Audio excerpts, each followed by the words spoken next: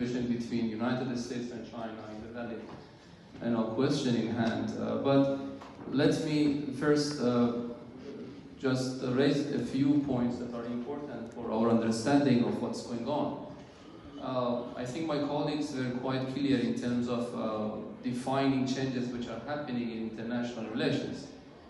But they are not all changes. We are also seeing elements of continuity. So there are combination of continuity and changes. Among these continuity and changes, what is very important is the relation between United States and China is going to remain as a defining factor in international politics.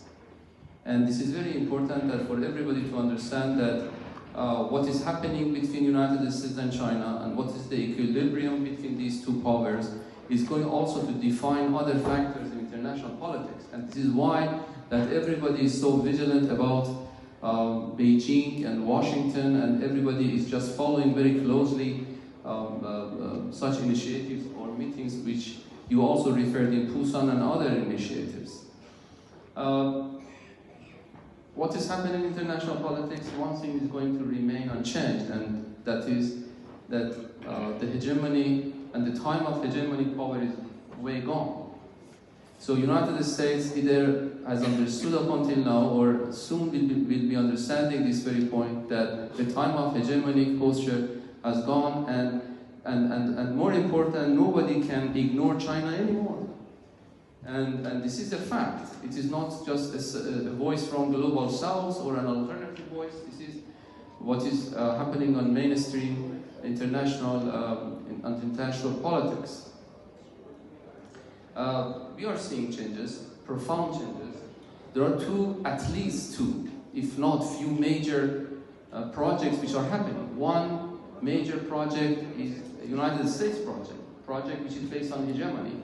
The doctrine of peace through strength that everybody was hearing from President Trump is very much translated into this hegemony through use of naked force.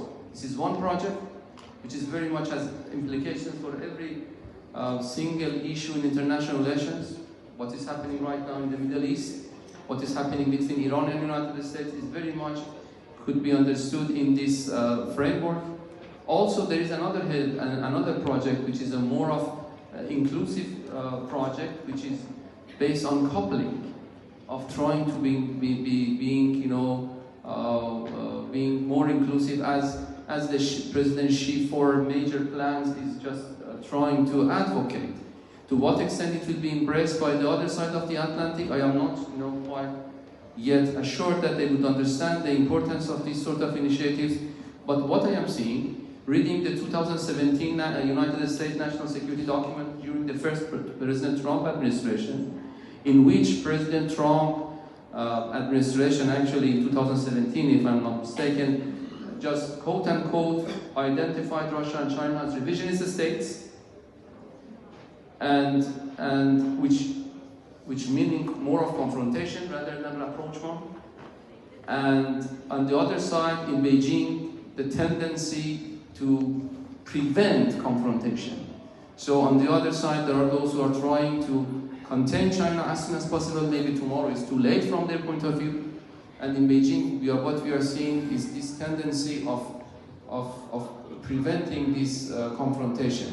Busan is promising, but we are not sure to what extent is actually is going to last, given this de facto recognition of two sides' position that I hope that, as my colleague, Deputy Foreign Minister of Serbia said, not ends into a new Cold War that our world cannot tolerate.